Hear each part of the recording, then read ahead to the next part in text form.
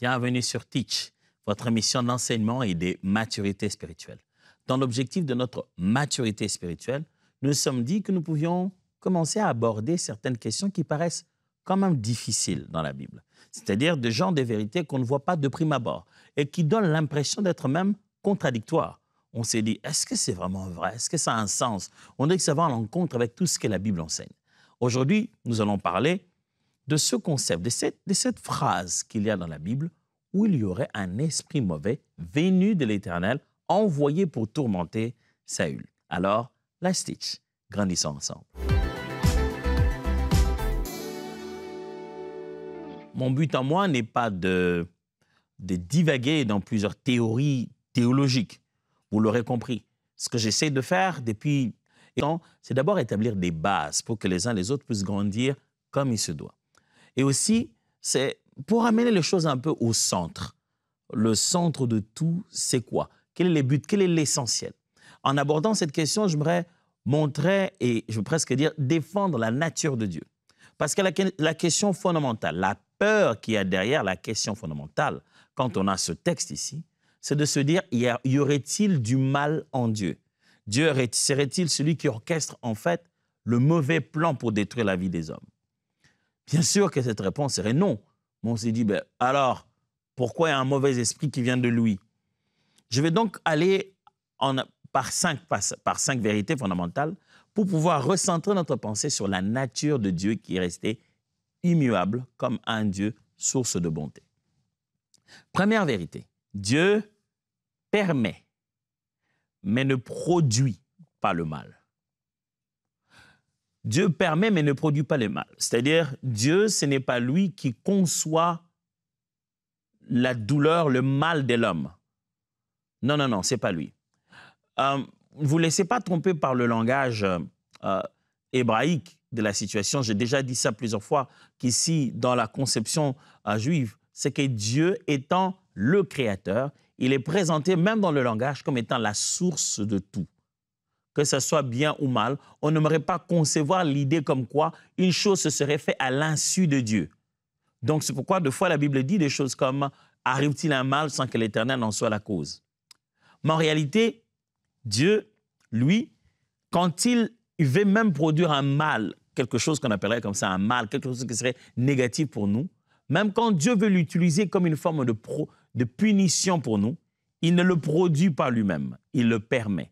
Souvent, vous regarderez dans la Bible, Dieu parler des malheurs qui arrivent et dire « j'enlèverai ma bonté, j'enlèverai ma main, puisque vous avez brisé mon alliance, voilà ce qui vous arrive. » Ce n'est pas vraiment comme si c'est lui qui s'est dit « je vais amener tous ces problèmes sur eux », mais il dit « voici, en vous débranchant, en vous déconnectant de moi, voilà ce qui vous arrive naturellement. » En réalité, un arbre, un fruit comme ça, disons une branche d'arbre, ne sèche pas comme ça pour rien. Lorsqu'elle se détache de la sève, elle sèche. La sécheresse n'est pas vraiment venue. Elle est conséquence naturelle du détachement du tronc qui l'empêche de recevoir de quoi survivre. Jacques chapitre 1, verset 13, la Bible dit que personne, lorsqu'il est tenté, ne dise « c'est Dieu qui me tente », car Dieu ne peut être tenté par le mal et il ne tente lui-même personne. Cette nature de Dieu doit être établie d'abord, avant de parler de quoi que ce soit d'autre. Il ne faudrait pas qu'en abordant cette question, on déforme la nature de Dieu, le concept de sa personne, la révélation de sa nature dans le cœur et dans la tête des enfants de Dieu. Dieu n'est pas tenté par le mal. La Bible dit « et il ne tente lui-même personne ». Pourquoi? Car Dieu ne peut être tenté par le mal. Et donc, quand quelqu'un vit quelque chose, il ne peut pas dire « c'est Dieu qui me tente ». 1 Jean 1, 5 dit « La nouvelle que nous avons apprise de lui et que nous avons annoncée, c'est que Dieu est lumière et il n'y a point en lui des ténèbres. Il n'y a point en Dieu l'essence du mal, le ténèbre qui fait exister les maux au milieu des gens et la souffrance. Ça n'existe pas en Dieu. Dieu est lumière. » Maintenant, là, on se pose la question, comment alors il traite quand il y a des choses qui sont des conséquences néfastes qui arrivent dans la vie des gens? Je vous ai dit déjà, premièrement, il ne le produit pas, lui, le mal, mais il le permet. La première de façon dont Dieu collabore, je l'avais dit, la première de façon dont un mal collabore dans un plan de Dieu, c'est par permission. C'est-à-dire Dieu permet et le mal arrive. Dieu ouvre les vannes et laisse entrer. Dieu enlève sa grâce et sa faveur et ça arrive. Dieu enlève sa lumière et les ténèbres envahissent. C'est exactement la même manière comme les ténèbres et la lumière. Vous éteignez l'interrupteur d'une pièce qui est fermée sans vitre, sans fenêtre, à une heure où il fait noir, vous éteignez l'interrupteur. Dès que les lumières s'éteignent, ça passe même pas des secondes. Dès que les lumières s'éteignent, automatiquement, les ténèbres envahissent. Les ténèbres étaient là, mais c'est la lumière qui les gardait loin. Dès le moment où vous éteignez, automatiquement, ça arrive. Mais quand on se pose aussi la question, comment alors le mal peut-il collaborer avec Dieu dans son plan? La deuxième des choses est celle-ci. Dieu utilise parfois les ténèbres comme instrument de jugement. Dieu utilise parfois tout ce qui vient du ténèbre, tout ce qui est, j'allais presque dire, négatif, tout ce qui fait mal, tout ce qui pour vous serait venu du diable. Dieu utilise les coups que peut porter l'adversaire comme un instrument de jugement. Donc, l'Ancien Testament aimait utiliser les termes « te livrer à tes adversaires ». L'Éternel le livra. Ce n'est pas l'Éternel qui se met à les massacrer. L'Éternel les livre entre les mains de quelqu'un d'autre. Il y a des très bons exemples bibliques quand on argumente davantage sur ça en démonologie ou en angélologie. Ce n'est pas de ça que j'aimerais parler aujourd'hui parce que je ne veux pas t'entendre de donner une réponse. Je vous éloigne encore de la vérité ou je crée en vous d'autres questions. Il faudra que je puisse stabiliser chaque fois le contexte de cette question pour que la nature de Dieu et le cordon que vous avez entre cette question et votre foi en Christ ne puisse pas être mis en danger. Parce que l'expérience m'a malheureusement montré que quelquefois les gens se posent des questions quand ces questions sont mal répondues ou bien sont même répondues de façon trop directe, ce qui arrive, c'est que certaines autres bases de leur foi deviennent perturbées. Au bout, une question a répondu à une autre sans qu'elle ne soit révélée. Une fois qu'on a eu une réponse, on a tout de suite sous-entendu les restes des questions qu'on avait dans la tête et ça causait plus de dégâts qu'on pouvait l'imaginer. C'est pourquoi je tiens à ce que ces choses soient claires. Dieu utilise parfois les ténèbres comme un instrument de jugement. Il veut juger, il veut punir, il veut montrer quelque chose, il veut montrer qu'il n'a pas été d'accord, il veut montrer qu'une personne s'est éloignée de lui. Comme qui dirait, il lâche les chiens. Comme qui dirait, il lâche les acteurs, ceux qui sont remplis de haine et de douleur, ceux qui sont remplis ceux pour qui c'est une première nature. Dieu les laisse faire. Et ils se mettent à ravager. 1 Samuel chapitre 16, verset 14. L'esprit de l'Éternel se retira de Saül, et un mauvais esprit venant de l'Éternel le troubla. C'est ça que je suis en train de parler. C'est ça la question d'aujourd'hui. L'esprit de Dieu, l'esprit de l'Éternel se retira de Saül, et un esprit mauvais venant de l'Éternel vint le troubler. Dieu, nous sommes dans un contexte où Dieu a choisi cet homme appelé Saül, qui a été le tout premier roi d'Israël. Les jours passent, la royauté arrive, les choses se placent, la monarchie s'installe. Le cœur de Saül s'éloigne davantage de la volonté de Dieu. Il ne consulte plus l'Éternel, il viole les lois de Dieu pour plaire au peuple. Dieu commence à se rendre compte que ce cœur ici n'est pas bon. Dieu a donc décidé de choisir un autre homme pour le succéder. Au moment où Dieu décide cela, il va oindre un autre jeune homme qui s'appelait David. David reçoit l'onction, il reçoit aussi la promesse que bientôt, il allait devenir le nouveau roi. Ce n'était pas le lendemain, ce n'était pas 2 jours après, ni 2 ans après. Ça a pris du temps. Mais en ce moment où Dieu a abandonné, Dieu a brisé, a coupé son alliance avec Saül. Saül, en fait, c'est lui qui a commencé. Le Seigneur a dit, je t'ai rejeté. Et tout ce qui faisait de Saül un roi spécial, tout ce qui faisait d'ailleurs de Saül roi, c'était qu'il avait la qualification divine qui venait par le Saint-Esprit, l'Esprit de Dieu sur lui.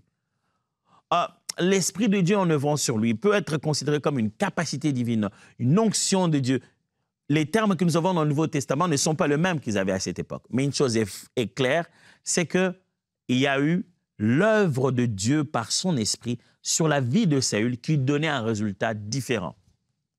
Et alors, maintenant qu'il n'est plus roi, logique, il n'en a plus droit. L'esprit de l'Éternel se retire. Mais ce qui se passe là, un autre esprit a reçu permission de Dieu de venir opérer des tourments dans sa vie. Un autre esprit a reçu porte d'entrée, de venir troubler, de causer des crises. Aujourd'hui, il y a plusieurs tendances, il y a même ceux qui pensent que c'était juste des crises psychotiques. Mais ça cause des crises dans sa vie. Saül n'est plus le même. On voit que Dieu n'est plus avec lui parce qu'il souffre maintenant. Ésaïe chapitre 45, verset 7. Je forme la lumière et je crie et je crée les ténèbres, je donne la prospérité et je crée l'adversité. Moi, l'Éternel, je fais toutes ces choses. Dieu montre qu'à la base de tout, c'est toujours lui. Parce que même ceux qui amènent autant de ténèbres n'ont pas pu naître par eux-mêmes. D'ailleurs, au commencement de la terre, il y avait les ténèbres. Dieu utilise donc des fois ces ténèbres-là, utilise donc des fois ce qui est considéré comme mauvais, comme instrument pour son jugement, comme instrument pour montrer que moi, l'Éternel, je ne suis pas d'accord. Alors pour ça, j'ai lâché les chiens. Les chiens attaquent. Troisième vérité à comprendre, c'est que l'abandon progressif de Saül face à l'Esprit de Dieu. Si vous voulez comprendre le texte de l'esprit mauvais venant de l'Éternel que nous venons de lire tout à l'heure, vous devez vous souvenir qu'il y avait déjà un abandon progressif de Saül face à l'Esprit de Dieu. Saül avait déjà commencé progressivement à lâcher la main de Dieu, à lui-même progressivement abandonner ce qui le protège, ce qui le garde, ce qui le rend fort. Permettez-moi d'attirer notre attention à nous tous sur ce point-là. Vous ne savez pas à quoi vous vous ouvrez quand vous marchez avec Dieu et en même temps vous commencez à l'abandonner.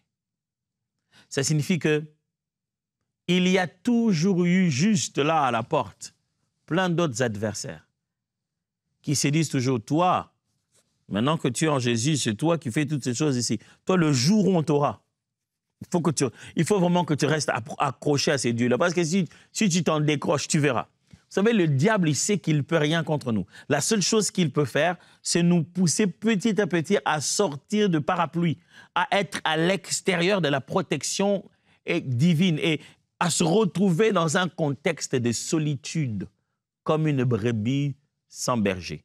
Alors là, le loup sait qu'il a sa chance pour nous manipuler et nous détruire. Et c'est ça l'erreur de Saül.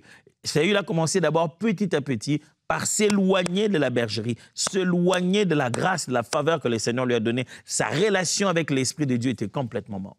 Et vous verrez, c'est ça la différence entre Saül et David. David, quand il a péché, écoutez sa prière. Il dit, ne m'éloigne pas, n'éloigne pas ton esprit de moi. Il était précis lorsqu'il commettait des péchés et qu'il était dans des crises de sa vie. Saül et David, quand il priait, il savait ce que c'est que vivre sans l'Esprit de Dieu. Il savait que, oh, aujourd'hui, si tu retires ton esprit de moi, j'ai déjà vu un roi dont l'esprit de l'Éternel n'était plus sur lui. À quoi il a ressemblé? Je vous assure, quand vous voyez quelqu'un qui s'est détaché de Dieu, que le Seigneur a abandonné, tu vas voir en lui de marques qui te poussent à te demander comment il est allé de là à là. Comment un homme aussi humble est-il devenu subitement orgueilleux, instable? Comment un homme aussi simple est devenu aussi arrogant dans ses paroles? Ça va vraiment à l'opposé. 1 Samuel chapitre 15, verset 23 dit, « Car la rébellion est aussi coupable que la divination. » Le monsieur, il est devenu rebelle. Et la Bible considère ça tout aussi un mal que la divination. J'aime toujours ce texte, on dit rébellion, et on part dans une toute autre forme de spiritualité. Divination. Et la résistance n'est pas moins que l'idolâtrie et les téraphimes. Parce que tu as rejeté la parole de l'Éternel, il te rejette aussi comme roi. Ça, c'est Dieu qui parle à Saül. Tu as rejeté la parole de l'Éternel, il te rejette aussi comme roi. 1 Samuel 18, 10. Le lendemain, un mauvais esprit venant de Dieu saisit Saül, qui était dans la maison. David jouait de la harpe comme les autres jours, et Saül avait sa lance à la main. Ce texte veut signifier d'abord que ces réactions de Saül sont des réactions de son détachement avec l'Esprit de Dieu. Ce qui arrive à Saül, c'est Dieu qui l'a permis. C'est Dieu qui l'a voulu. C'est un signe fort de comment la protection, la grâce, la faveur, la puissance et les capacités de Dieu ne sont plus sur lui. Donc, ce qui vient après cause plus de mal que le bien que l'Esprit de Dieu causait sur lui. Dieu a ouvert les vannes. Dieu a permis à une autre forme d'esprit de commencer à affecter la vie de Saül. Ne réfléchissez pas comme si Dieu, en fait, il avait un dépôt de ici, bons esprits, là-bas, mauvais esprits. Alors, il choisissait, lui, bon esprit, lui, mauvais esprit. Non, non, non, c'est pas comme ça. Dieu gère l'univers et l'humanité tout entière, visible et invisible. À ses pieds, à son service, tout esprit. Je dis bien tout esprit. N'imaginez jamais le monde spirituel comme Dieu avec ses gens et Satan avec ses gens. Et les gens qui sont avec Satan n'obéissent pas, c'est Dieu. Et voilà, comme ça. Oh non, non, non, non, non, ne revoyez pas ça comme ça. Si bien que lorsque le diable avait fait sa rébellion, c'est juste Michael seul, avec qui a dirigé l'armée qui l'a fait sortir. Dieu n'a même pas eu besoin de dire quoi que ce soit. Donc, ce n'est pas question d'un Dieu avec des rebelles qui ne lui parlent pas. Non, non, non.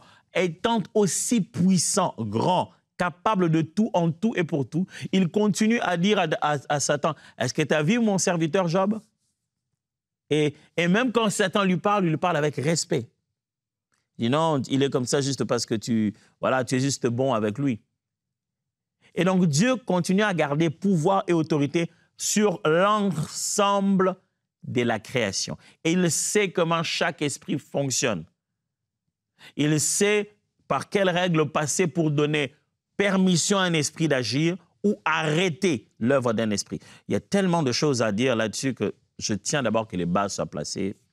On y reviendra, vous en faites pas. Mais les bases aujourd'hui sont celles-là. Vous comprenez la nature de Dieu et vous comprenez comment fonctionne le monde spirituel. Dieu peut causer un mal, non pas parce qu'il l'a produit, mais parce qu'il a enlevé les protections qu'il avait établies. Et cette personne devient vulnérable. Dieu sait à quel esprit spécialement il devient vulnérable pour ça. Et c'est à cette vulnérabilité qu'il l'expose. D'où vous obtenez ces langages de l'esprit mauvais venant de l'Éternel. Quatrièmement, la souveraineté de Dieu, même dans l'adversité. C'est ça que je veux que vous puissiez voir. Voyez que Dieu a tout contrôle et reste souverain, même dans les moments les plus difficiles. C'est cette nature de Dieu que je veux que vous puissiez voir avec cet épisode. Job chapitre 1, verset 12. La Bible dit, « L'Éternel dit à Satan, « Voici tout ce qu'il possède est en ton pouvoir. Seulement, ne porte pas la main sur lui. » Et Satan se retira de devant la face de l'Éternel. Voici encore une histoire qui ressemble un peu à ce qui se passe ici avec Saül. Il y a encore une autre histoire qui ressemble aussi lorsqu'on parle de l'esprit de mensonge qui est allé donner des prophéties, des mensongères à tous les prophètes et que Michée avait finalement dévoilé.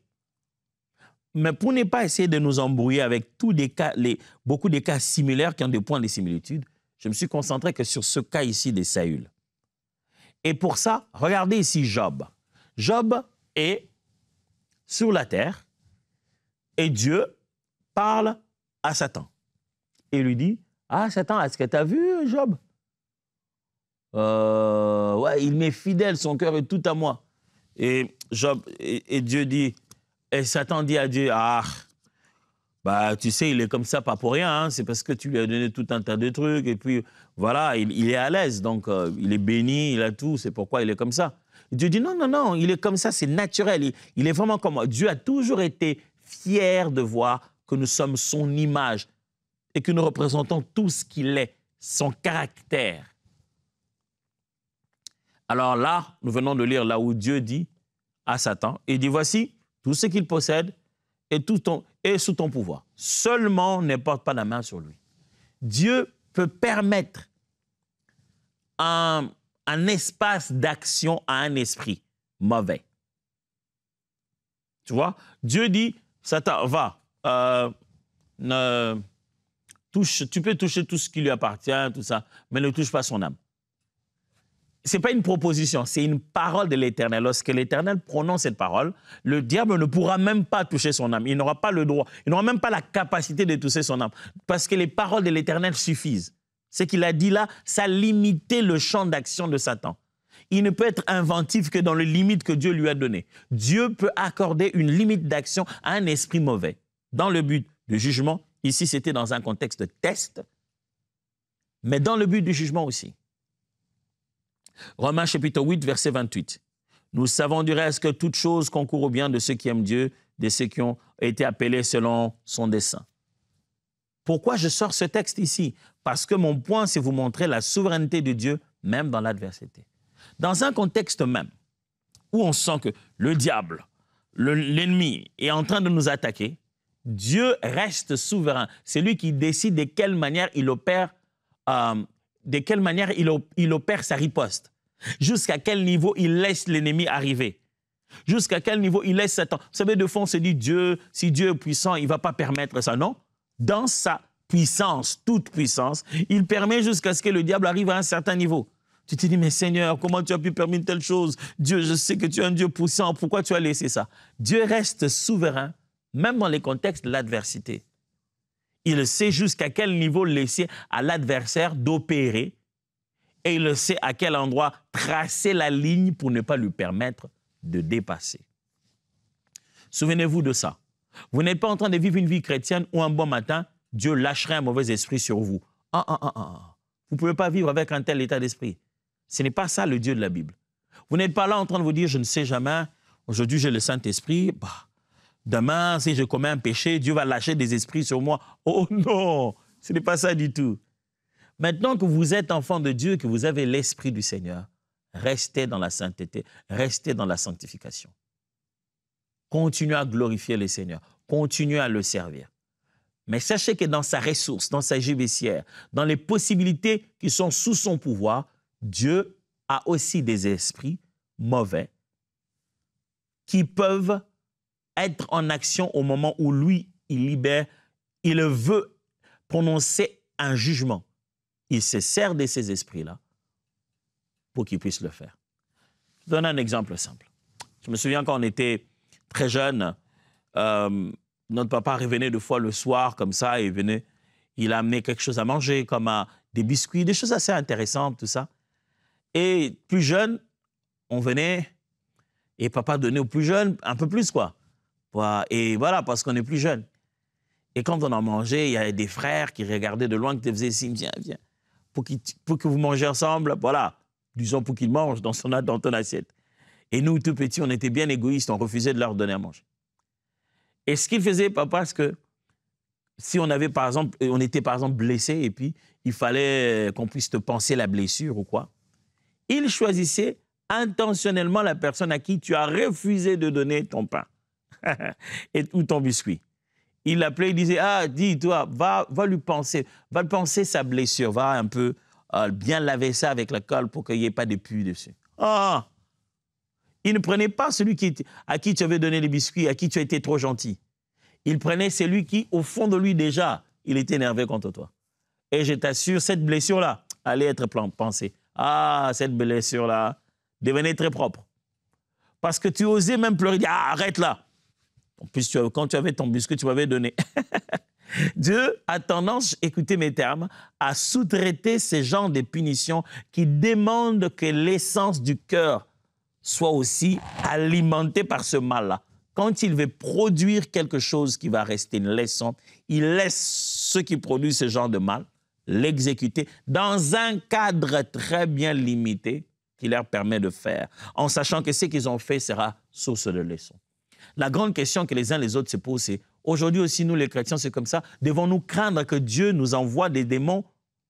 Non, pas du tout, mon frère, pas du tout. Il les a prévus pour un autre temps. Dans la fin de temps, il a prévu de libérer des anges méchants dans les 4 coins du monde pour venir détruire la terre.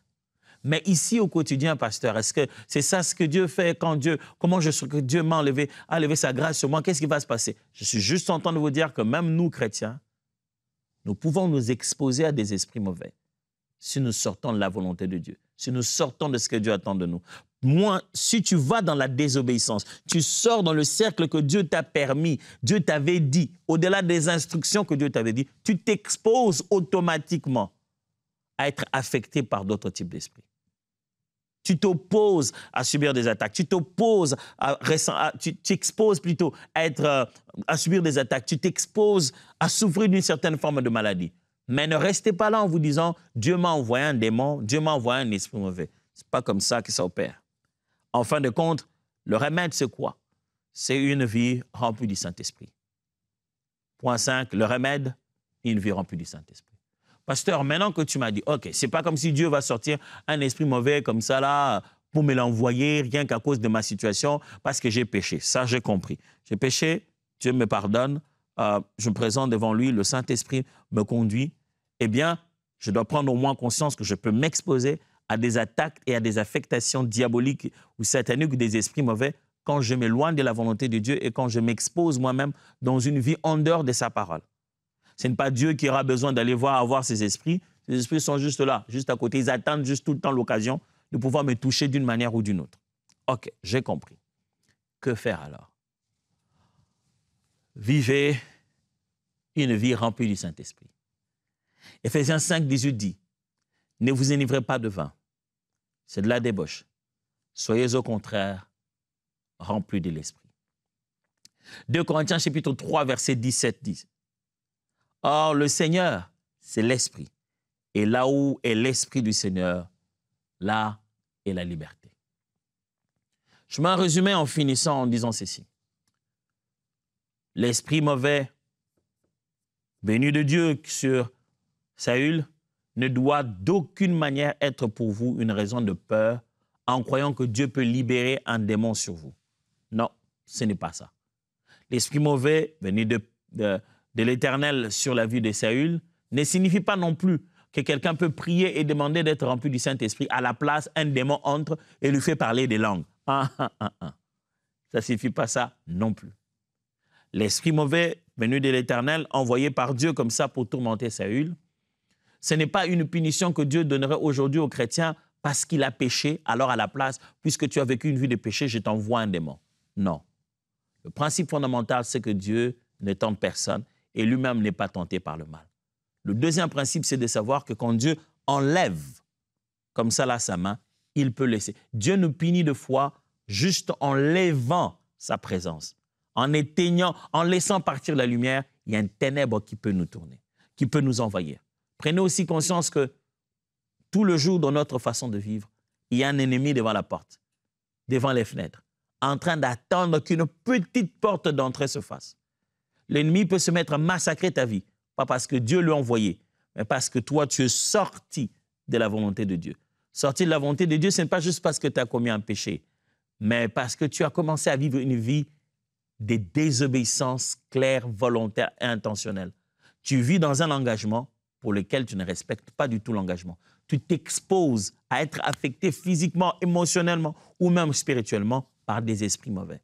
Et ça, c'est prévu par Dieu, comme justement la punition ou le jugement des personnes qui vivent comme ça. Et c'est pour cette raison que la Bible ramène tout à Dieu comme s'il était la cause. J'espère que ça a été clair, parce que demain, on a une autre question à développer. Dieu vous bénisse.